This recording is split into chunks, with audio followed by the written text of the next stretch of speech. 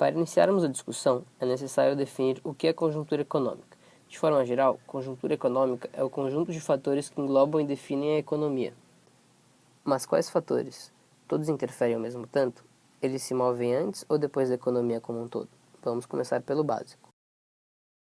Existem três perspectivas de análise da macroeconomia: a de longo prazo, a de curto prazo e a de médio prazo. A conjuntura no longo prazo é mais fácil de prever, pois espera-se que ela siga a tendência dos dados históricos. No curto prazo, do mesmo modo, a previsão é facilmente assertiva, já que a melhor estimativa para o PIB amanhã é justamente o PIB de hoje. Mas e no médio prazo?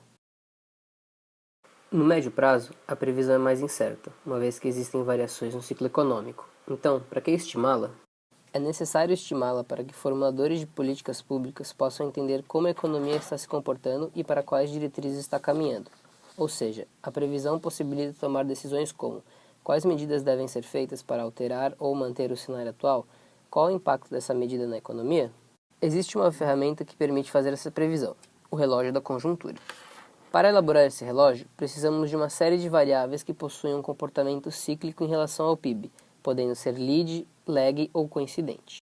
Os fatores lead são aqueles que antecedem o movimento do PIB, fazendo o mesmo caminho momentos antes. Os fatores lag são aqueles que sucedem o movimento do PIB, fazendo o mesmo caminho momentos depois. Os coincidentes são aqueles que acompanham o movimento. Para o relógio da conjuntura, selecionamos alguns fatores que suspeitávamos ter relação com o movimento do PIB. Chamamos eles de os usual suspects. São eles o IPCA, o índice deflator, o consumo, o investimento, o governo, importação, exportação, ICE, ICC e desemprego. Mas não são todas as variáveis que realmente influenciam no PIB. Para eliminar aquelas que não possuem de fato influência no PIB, consideramos a correlação entre os desvios em relação à tendência do PIB e da variável. A correlação mínima deveria ser de mais ou menos 0,5. As variáveis eliminadas foram gastos do governo, índice deflator e IPCA. Variáveis restantes, selecionamos as que mais ajudam a prever o PIB. Concluímos que a confiança dos consumidores e das empresas são variáveis lead, e portanto seu comportamento tem influência no PIB.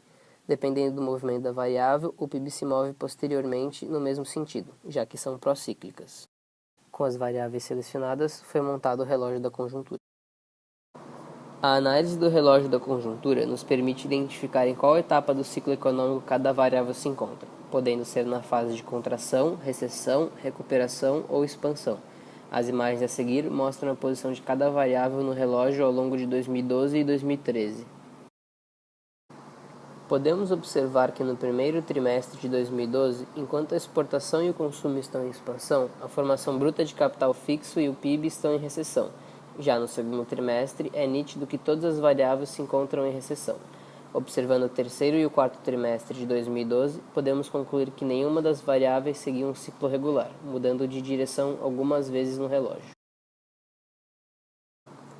Durante os 3 trimestres de 2013 que foram analisados, podemos perceber que as variáveis também não seguem um movimento regular, estando todas em recessão no terceiro trimestre e mais dispersas nos outros.